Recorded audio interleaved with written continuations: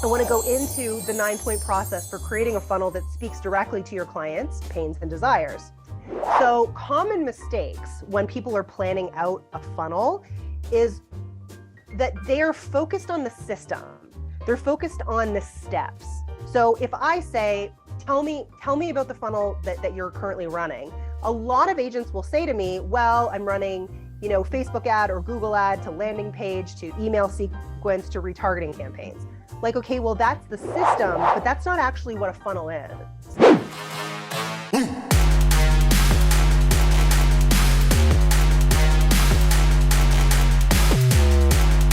Because the management and transparency is what's very important.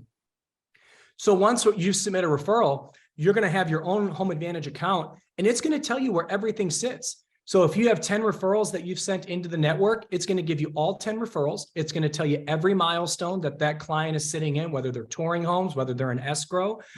And you now can manage through the Home Advantage application as far as what your pipeline looks like for the referrals that you've sent.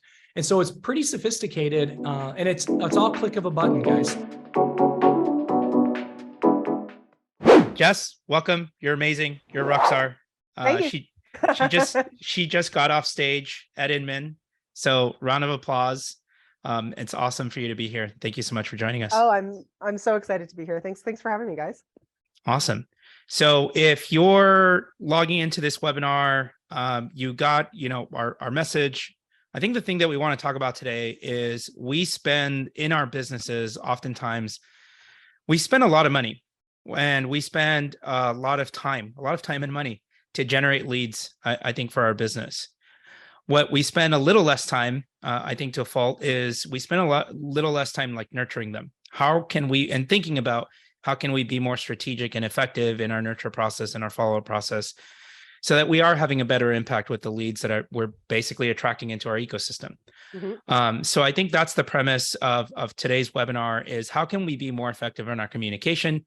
How can we really build our know, like, and trust factor with the people that are in our database so that we're not always feeling like we're running from, one deal to the next, to the next, to the next, to the next, if that makes sense. So couple of quick housekeeping items, and then Jess, I'm going to turn it over to you. But for those of you joining us, yes, this webinar is being recorded. So don't worry, we'll automatically send you a copy of the replay once the webinar wraps up. So once it's ready, just keep an eye on your inbox. You're good to go. If any of this seems overwhelming, you still have questions, Jess, that comment was amazing. It really resonates with me. Or Ricardo, all of this sounds great, but how do I put it into practice and follow up, boss? Like I'm still overwhelmed or I'm still confused. Don't worry. I'm here in the chat. So please feel free to use that Zoom chat panel. I'll be here to answer questions. Ashley on Jess's team will be in the chat to answer questions. All of that to say, we're here. We've got you covered. Don't worry. Don't stress. So what are we going to learn today? Kind of like I said, we're going to learn how to leverage psychology to really build your know, like, and trust factor with new prospects. That is super, super, super important. When this becomes an ingrained part of your process, I think the conversions come easier. And really, I think that's the goal. The other thing that we're going to talk about is, the 3 buckets of content that you should really be thinking about. Am I creating content that positions me as an authority? Am I creating content that allows my personality to shine? Because at the end of the day, people are going to work with you for you because they vibe with you. And then are you creating content that helps build that social proof, that creates social proof, that's basically going to attract other people to your orbit as well? And then how to be more effective overall with your video and social content. All of this stuff sounds overwhelming, Ricardo. You make it look so effortless. Jess, you make it look so effortless. We're going to break it down, hopefully, so that this stuff comes to you a little more effortless as well. Don't feel like you're climbing Mount Everest, literally just one foot in front of the other. We're going to break it down, hopefully try to make it easier for you. For those of you that don't know me, I'm Ricardo Bueno, head of partnerships and events here at Followupboss. I'm just a 10-year veteran of the industry. I geek out on this stuff, but less about me. No big deal. No big deal. Less about me. I really just want to kick it over to Jess, who's absolutely amazing. Just got off the stage at Inman. Jess, welcome, and take it on over. Thank you. Hello from New York today. It's been a busy one, but I'm really excited to be here. I really wanted to make sure that we got to do this. I have my right hand favorite human here too, Ashley. Ashley is going to be in the chat answering questions as well if you have questions about anything that I'm talking about.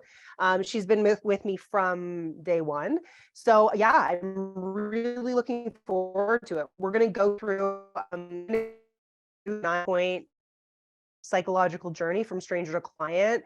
And as we go through this, if you guys, like I said, if you have questions, please ask in the chat, be as engaged as possible. Yeah. And I'm so glad that we have so many people from all over the place. All right. So I always start my trainings this way because I'm sure that there's a lot of people here who are like kind of half here. I promise you, I'm going to bring you the goods today. So how to get the most out of this training. Put your phone on Do Not Disturb, close out all the tabs. You've probably got Facebook in the background, or if you're watching on Facebook, maybe don't close out that tab because you'll be gone. But listen, if you're here, decide how you show up, ask questions, be here with us, because I promise you, this could be one of those trainings that absolutely catapults and changes your business in 2023. So who is this for? So this training is specifically geared towards real estate agents who want to leverage digital marketing to grow their business. Maybe you don't want to be using some of the more traditional methods. You've been, struggling with them for a while. Maybe you've been trying to figure out digital marketing for a while too, and either you're overwhelmed, you don't know what you're doing, you're feeling like, okay, well, I'm watching what everyone else is doing and it doesn't feel quite right. Or what you're doing and what you're posting that you think you're doing it right, but it's not really creating the results that you want. Just like 100%, commercial is exactly the same. Human psychology is human psychology. Yeah, you'll be fine. Anybody who watches this and wants to actually take advantage of the things that we're going to talk about today, they're going to be the action takers. Right? And I've been saying this a lot recently since the beginning of the year, but information is not transformation. So if you're not actually taking the information that you're learning and putting it in practice, you're going to be just information hoarding. So take action, take a couple of things. We're really, really going to go through a lot of things today. Yeah, so here's what we're going to cover in the next 45 to 60 minutes. We're going to talk about niching down for success using psychology. We're going to talk about where and how to use your marketing and content based on who you want to attract and your niche. We're going to talk about the 9-point messaging framework to take that person from complete stranger to client. And then we're going to talk about how to actually facilitate it. So what content to use that is actually going to correspond to the facilitation of that framework.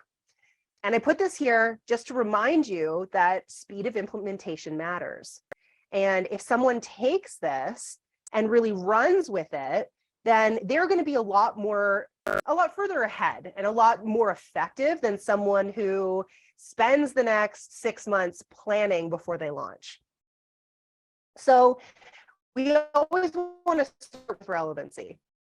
So to be relevant, you must be targeted, where the messages that you send out speak directly and powerfully to the people that you want to attract most. When that happens, it becomes clear who you are, what you do, why you're the best choice to help them. When you become relevant, people start to see you as someone who they want to do business with. So for the context of what we're going to be talking about today, I'm going to talk about, from a psychological standpoint, what we don't want to define a niche as. So traditionally, a niche was a property type, like luxury, or right sizing, which in my opinion isn't a thing. It's a real estate word that people have made up in order to, in my opinion, avoid actually choosing a niche. And geolocation or farm areas. Are you guys still having some issues with the sound? I want to make sure that this is clear and you guys are getting it. Hey, Jess, Really? maybe Jess, Yeah. try turning off your camera and just share your screen. Okay. I can also turn the lab off and just go straight computer audio too. Okay. Okay, let's see how we do. Let's see how we do here. Okay. So a geolocation or a farm area. So that's also something that we don't want to be It's really, it's something that we don't want to, for this purpose, be identifying a niche as. And so the reason behind this is we really, really don't want to be using vague messaging. So vague messaging is going to be things like, I'm here for all of your real estate needs. Things like, I can help you buy, sell, rent, and invest from here to Timbuktu.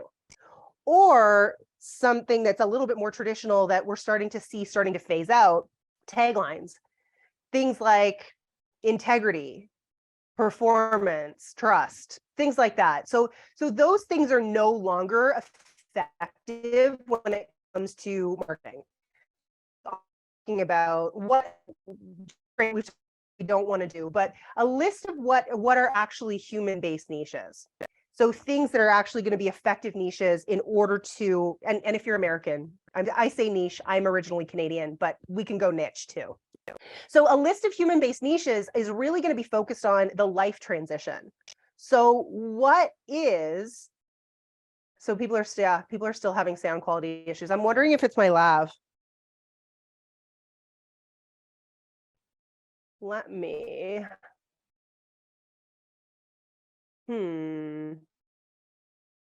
All right, let me keep going and just tell me if it's still bad, and then I'll try to switch to computer audio and see if that's any better. My connection should actually be really, really strong. So, okay, cool. So when we're talking about human-based niches, what we really, really want to be focused on is the life transition of that person that you're trying to attract. So people don't move because it's fun. We know this. They move because there's something in their current situation that's no longer serving them. And they're wanting to move away from pain and towards pleasure. The last slide. Yeah, so I can go back. This was just really about avoiding vague messaging. So really, like, not using really vague messaging, like, I'm here for all of your real estate needs. I can help you buy, sell, rent, and invest. These are just things that don't actually mean anything. And in today's market, the general public actually reads that or sees that as a modicum of desperation. So when we're talking about actually choosing a human-based niche, we have to get targeted. So upsizers, downsizers, first-time buyers, any kind of community that actually has identification of unity. So the LGBTQ+ community. You'll see here that I've separated first-time investors and seasoned investors, because the actual services and the messaging that is going to resonate with someone who's never invested before versus someone who is a seasoned investor is going to be very different. Young families, there's a million different ways that you can niche down based on a human-based niche, but we really want to be focused on the life transition and making sure that we're getting specific enough that we can create the psychology based on what they need to hear. So probably the number one question that I get right now is, do I have to be creating on TikTok? And the answer to that question is, I don't know. And the reason why that's the case is because it really depends on who you're choosing to attract. So the platform that you choose to spend your time on personally may be different than the platform that you choose to create for professionally. So as an example, I create a lot of content for Facebook.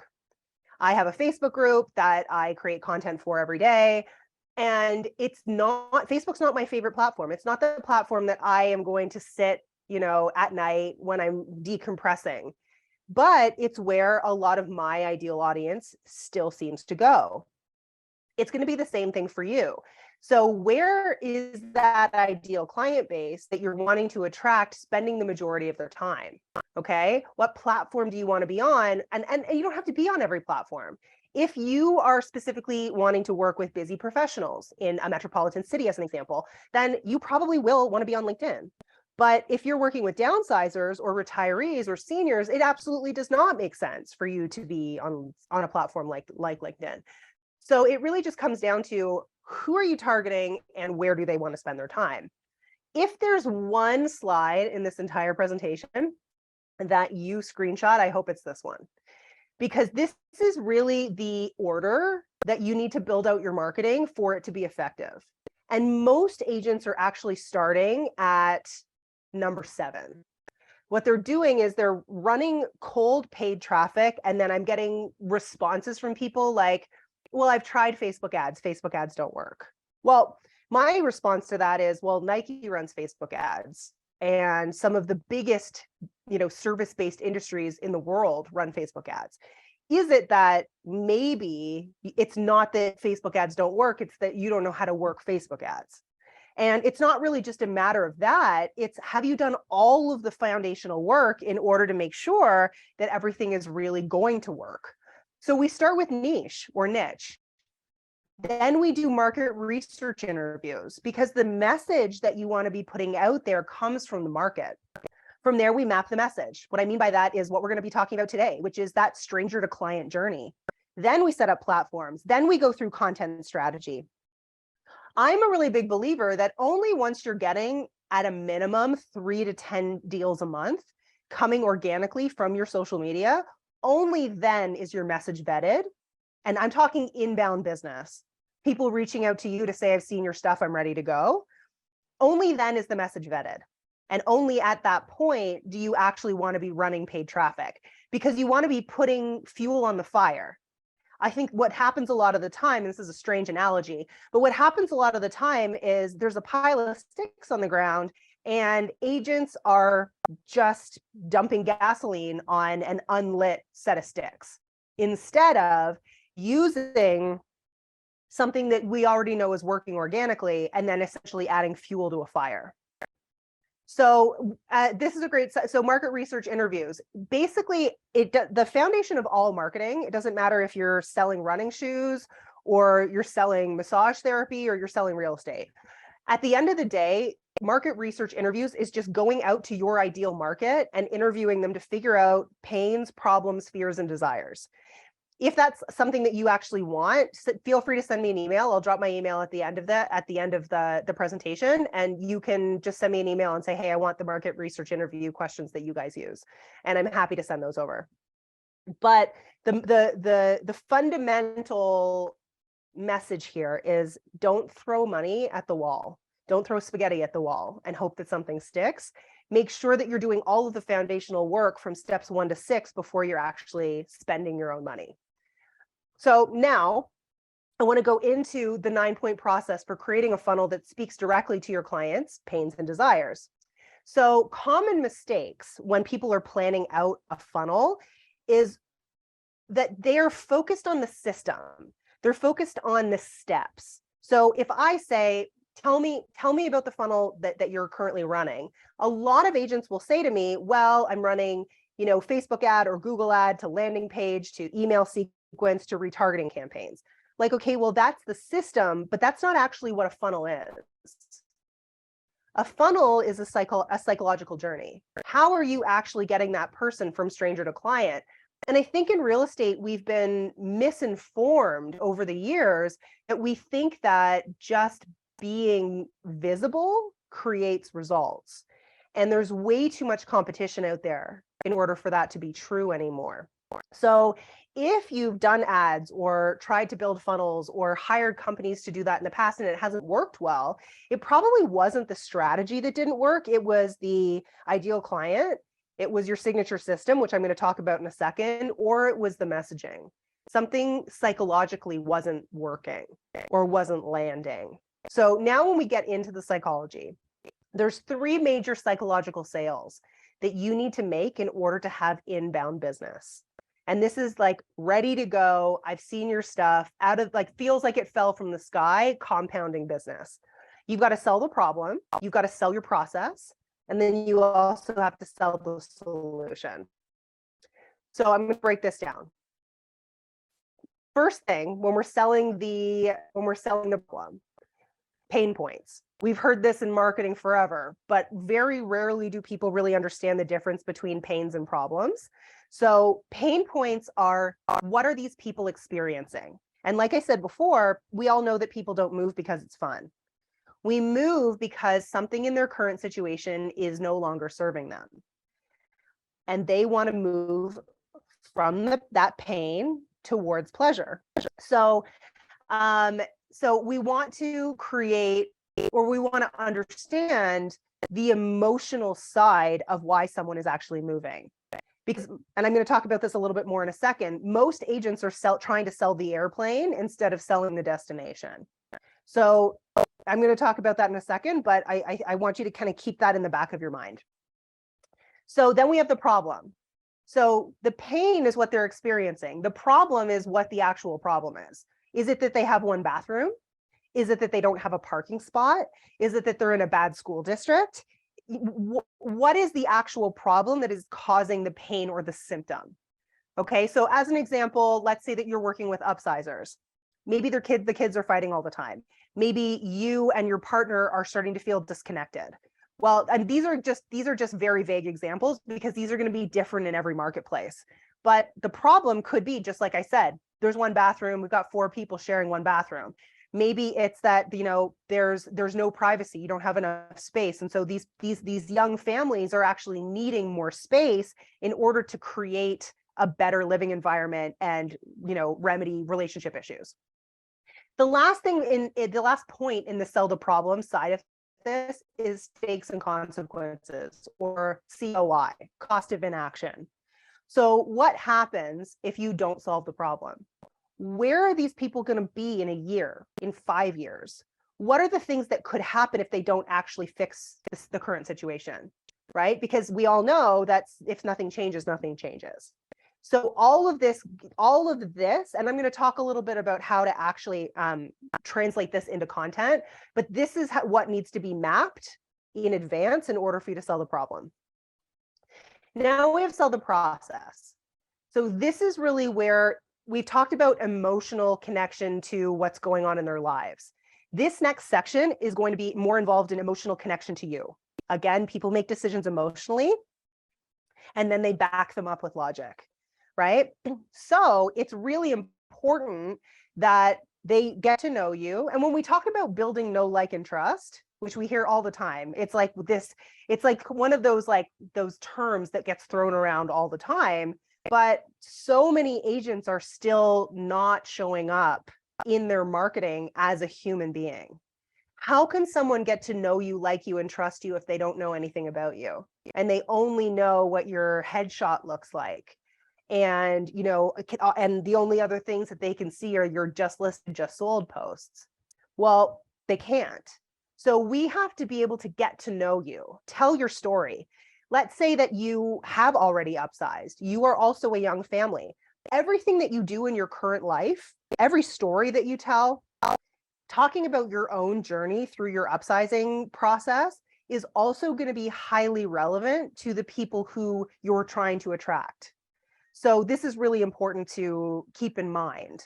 Then we have your process, your methodology, or what we call your signature system. Every business has a product or a service. You are not your business. So if you're trying to position yourself as magic, your business is ultimately not scalable.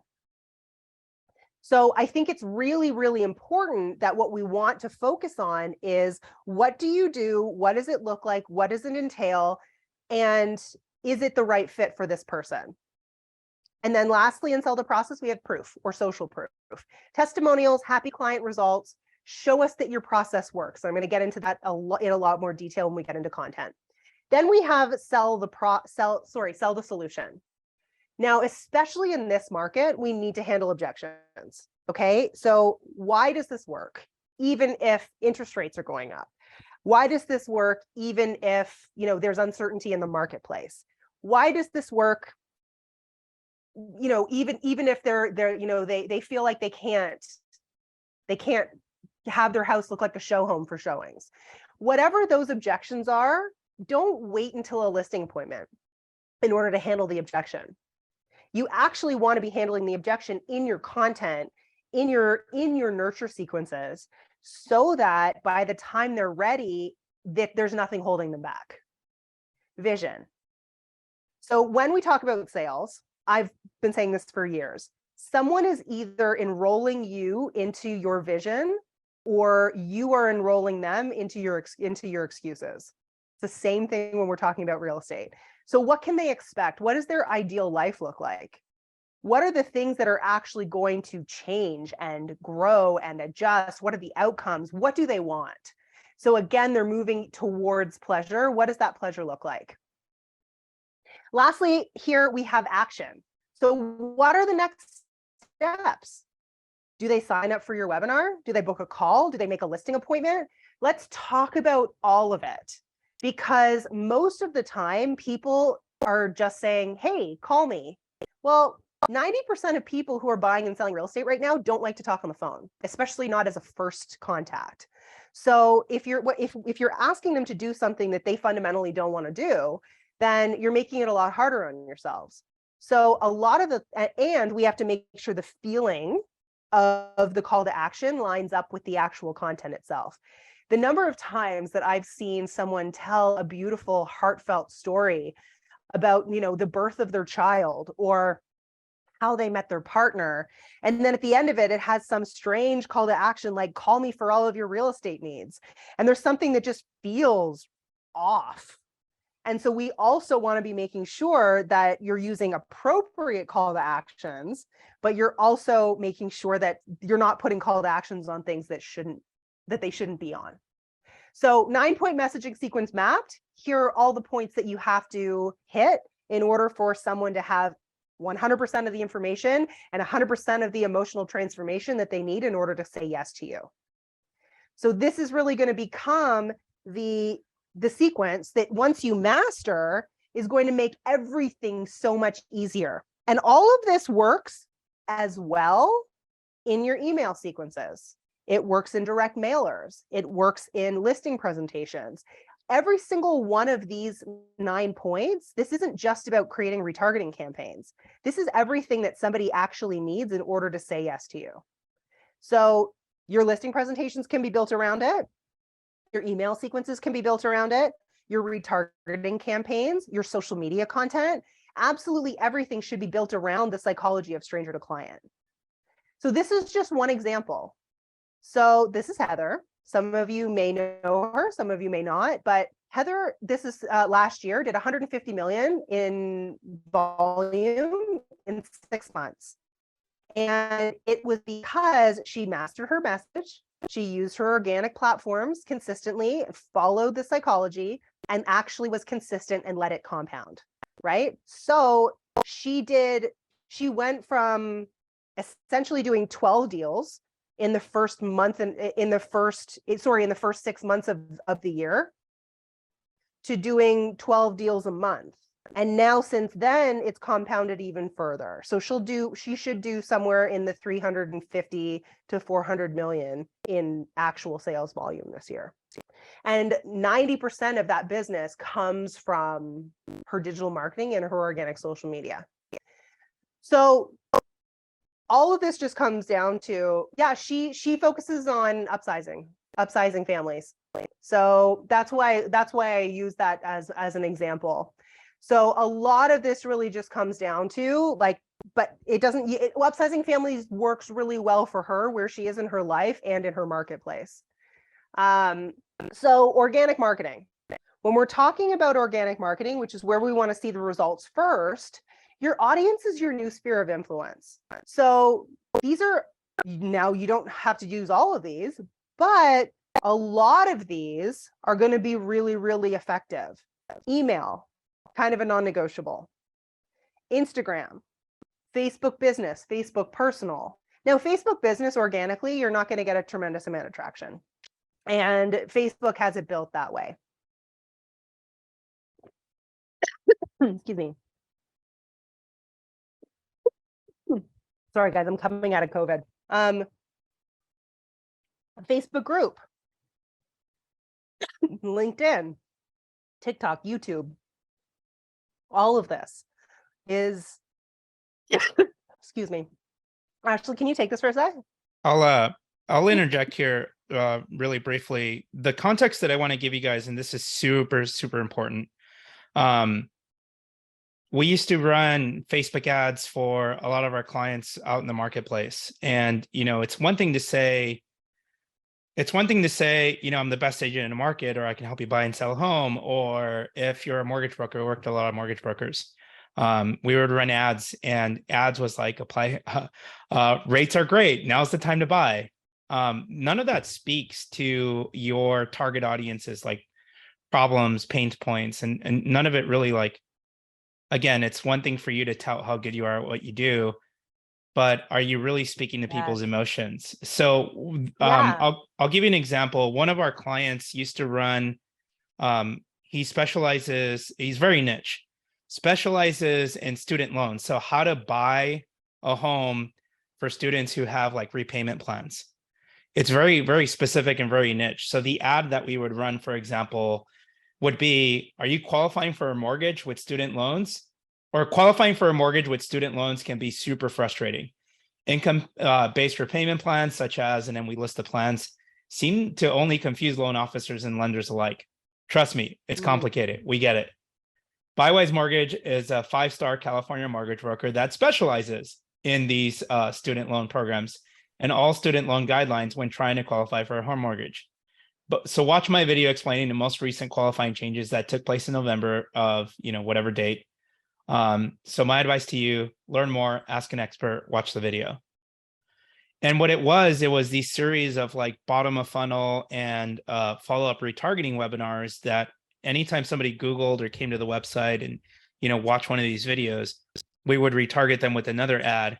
Buying a loan buying a loan can be complicated, especially if you have repayment plans.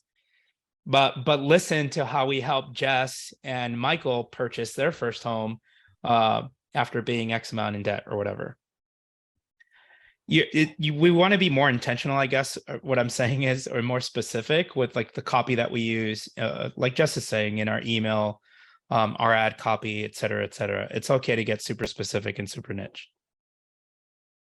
Yeah, absolutely. And I think that a lot of the time when we were looking at ad campaigns and why non-performing are too vague.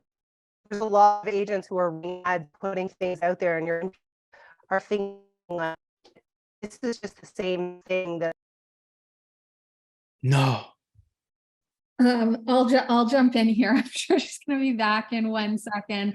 But what she was saying is that we find that a lot of agents are putting out ads with very vague messaging. And this is one of the reasons why they're complaining that Facebook ads don't work, is because if you're just putting out an ad for a home or for a listing, but there's no targeted messaging involved, like Ricardo was saying, then it's very hard to know, are you the right audience for this home? Are you, the right potential buyer for that home? People aren't going to click on an ad that they're not sure if it's relevant or not, because they don't want to be bombarded by, by spam and by things that aren't going to work. Jess, you should be hopefully good now. Okay, I'm good now. And so really what we want to be focusing on organically is choosing and deciding, where does your audience live online? What is going to be, what are going to be the best target platforms for you? And it doesn't really, and the point that I want to make with this slide is that it doesn't really matter a tremendous amount where the cold lead comes from, because all leads skinning, which is why I'm stressing so much in terms of like that stranger to client journey. And it's because you can take that cold lead. It doesn't matter where that person came from, whether they came from Facebook or Instagram, whether they came from YouTube, whether they came from Google, right? The common denominator when we're talking about paid marketing is the retargeting campaigns or the nurture campaigns. So this is Darren. This screenshot was taken in June of last year, but the year before had done 112,000 GCI the entire year. Now, from January to June, he did 380. He essentially 7 times his business, and that all came from social media. Mindset shifts, nailing the messaging, creating the actual marketing that was going to create the results. And so all of the time, the question becomes, okay, great, I understand there's this 9-point sequence that I need to follow, but how do I do this? What does the actual market look like? And so good. You guys are still having. Sorry, guys. I don't know why it's so difficult. Can you hear me now? It's still pretty choppy.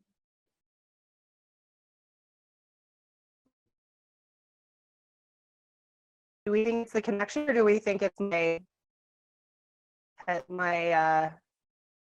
Pretty sure it's the connection. Okay, let's just see if I can give it a second.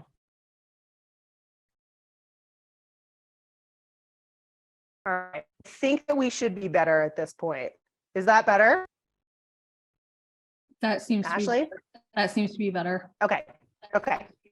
All right. So as we're going into the 9 types of content, so there's 9 types of content that is actually going to facilitate that psychology that we were just talking about. So we want to break this down into 3 major buckets: personal content, authority content, social proof. So personal content is where the human connection comes in. It's where people are either going to feel connected to you and build that know, like, and trust, or they're not. So this comes down to, and really don't be worried about being polarizing. A lot of the time when people find that their personal marketing doesn't work very well, it's because they're trying to please everyone. And so when you're trying to please everyone, it becomes very vanilla. And people are not attracted to that because it feels like people pleasing. And we are all human lie detectors. So when we're talking about content, and we're talking about personal content specifically, we want this to be you and real and as unfiltered as you possibly can be. So these are the 4 types of content that perform very, very well. We have personal beliefs, personal philosophy, personal story, and lifestyle. So personal beliefs could be anything. It can be to do with real estate, but it can also be, personal beliefs around anything. So it could be, let me think of an example. It could be that you think that honking is rude, that unless it's like to avoid, unless it's to avoid an accident, which is a little beep, that you think honking for the most part is rude, right? So, I mean, that's just an opinion. But there's going to be so many other people who are like, yeah, me too. I actually agree with that. And it creates an element of affinity or an element of people who are actually, agreeing with you on something. Personal philosophy can be a lot of different things. It could be things like, I think that kids should be allowed to eat as much chocolate as they want. I mean, who knows if people are going to agree or they're going to disagree, but people are constantly looking online for points of connection, for someone else who thinks or says something that they think or say. Now, your personal story, we talked about this already. This can be something very deep, or it can be even just your own journey through that life transition that this person's having. So we have an agent who we've been working with for years. His name's Johnny, and Johnny's in DC, and he was homeless as a kid. And so he tells an absolutely beautiful personal story about what his life was like when he was younger and why he feels so connected to what it is that he does today. And that's why he works with young families. So things like that can create a tremendous amount of weight. Lifestyle, just your everyday, behind the scenes. Guys, everybody's fascinated with what your life looks like, even if you think it's boring. Everybody wants to see how everybody else lives. Second bucket is authority content. So we have authority value content, which is teaching content, right? So tips and tricks, things that you think people need to know, points of your process. So your signature system or your product, because remember, as a real estate agent, you do not sell property. You don't sell real estate. You sell services and you consult on the sale of real estate. So again, we want to be very, very clear that you are focused on the sale that you're trying to make is your services. So a lot of this really just comes down to education on what it is that you do, why you do it, why it's important to be done that way. And then we've got myth busting. Myth busting creates a tremendous amount of trust because you're shedding light, or you're shining light on the things in the industry that maybe other people aren't really I don't know, aren't really being as transparent about. So this can be things like, the truth behind open houses, or what does sold over asking really mean? And a lot of this will create a tremendous amount of trust and will carry a lot of weight. Finally, your third bucket is social proof. And social proof consists of case studies, testimonials, and PR. Case studies being the stories of your clients. So, Bill and Laura were living in such and such an area of New York City. Their kids were fighting all the time. They came to me and said, hey, we don't have a tremendous amount of budget, but we want to be able to have more space, have 2 bathrooms, and give each of our kids their own room. And these reasons why. But they didn't have a tremendous amount more budget, so they knew that they were going to buy something that they could improve or renovate over time. Then that person can talk about their process, what they did, how they made that happen, and where this couple is a year down the road. Stories like that create a tremendous amount of weight. And instead of you saying, look at me, look how great I am, and look at look at my numbers, look how, you really can create the same, or actually a much better result, because stories are 22 times more memorable than facts. So if you say, I sell this number of homes per year, someone's not going to remember that. But what someone is going to remember is that story that you told of that person who is in exactly the same situation that they're currently in, and who you helped them through that process. Testimonials. I am when it comes to real estate, I'm kind of a hater of Canva, because what happens is so many agents are taking beautiful testimonials and putting them in Canva and reducing their trustworthiness.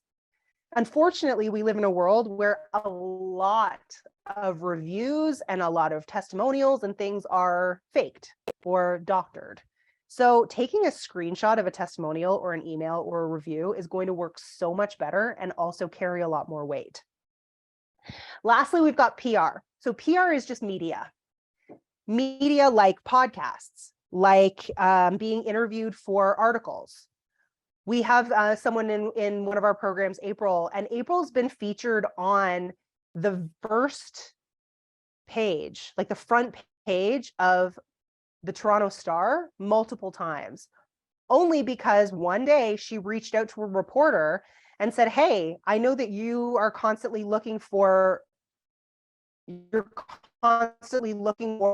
content. She went on Help a Reporter Out, or HARO, which is just a website, HARO, Help a Reporter Out.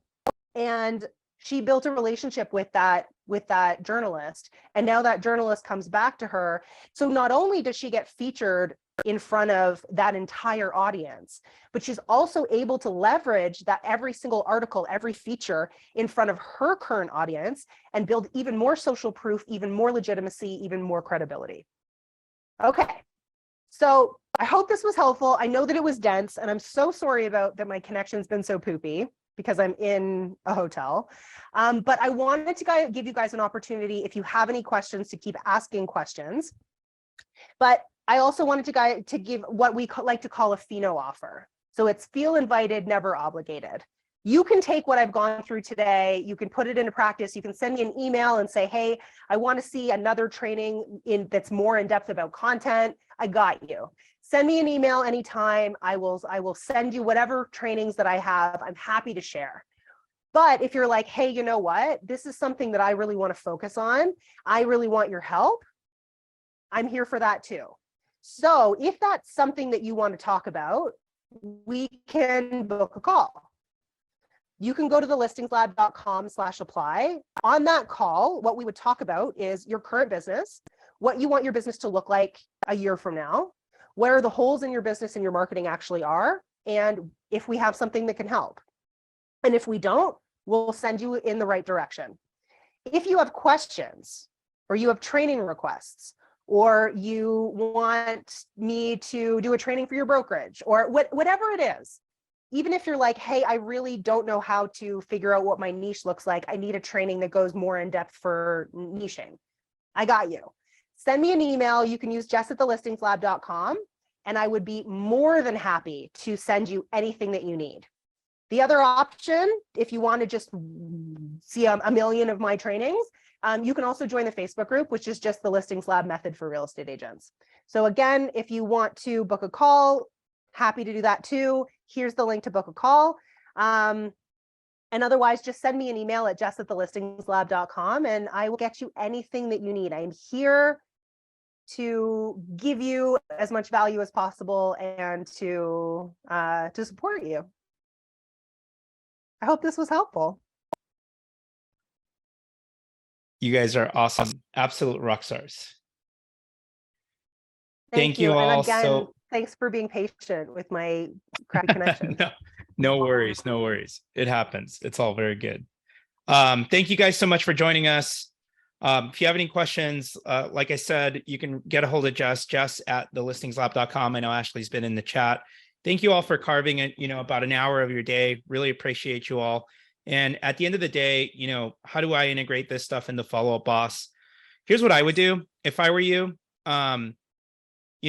January and December, I think for a lot of people, we try to get a little introspective, maybe retrospective.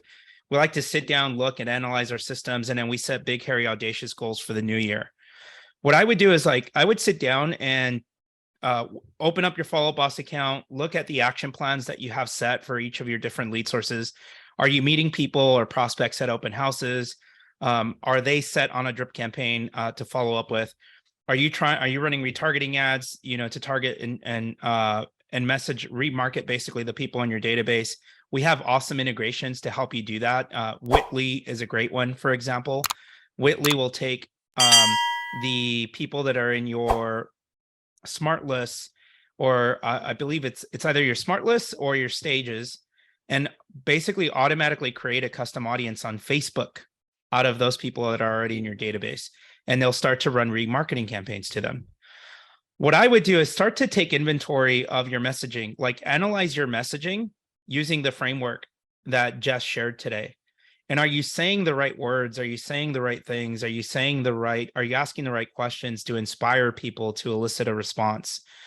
I think oftentimes, we assume, oh, I tried running Facebook ads, the leads suck, or I tried this lead source, the leads weren't any good. Ricardo, what else do you recommend? It's not so much that it's a bad lead source, it's that our messaging maybe needs a little bit of improvement. And can we be honest with ourselves, honest enough to say that our messaging needs improvement? So for example, I'll give you one and then I'll be quiet and let you guys go about your day. One of my favorite scripts is for following up with home buyer leads. And it doesn't matter what system you're using. You're using HomeBot, you're using HomeBeat, you're using anything that really sends a home valuation report. My script for those people is, hey, Jess, you've been getting my free wealth building tool, HomeBot or HomeBeat. I imagine you looked at it and thought, well, my home is worth way more than this. Well, here's what you need to know. Zillow and worse, other real estate professionals are using platforms just like this to come up with a home valuation for a home like yours. But for a home like yours, technology isn't enough. You need human expertise and storytelling to inspire people to see your home's value beyond the algorithm. If you would like an expert human valuation of your home, reply to this email and I'll take care of the rest, and we'll take care of the rest.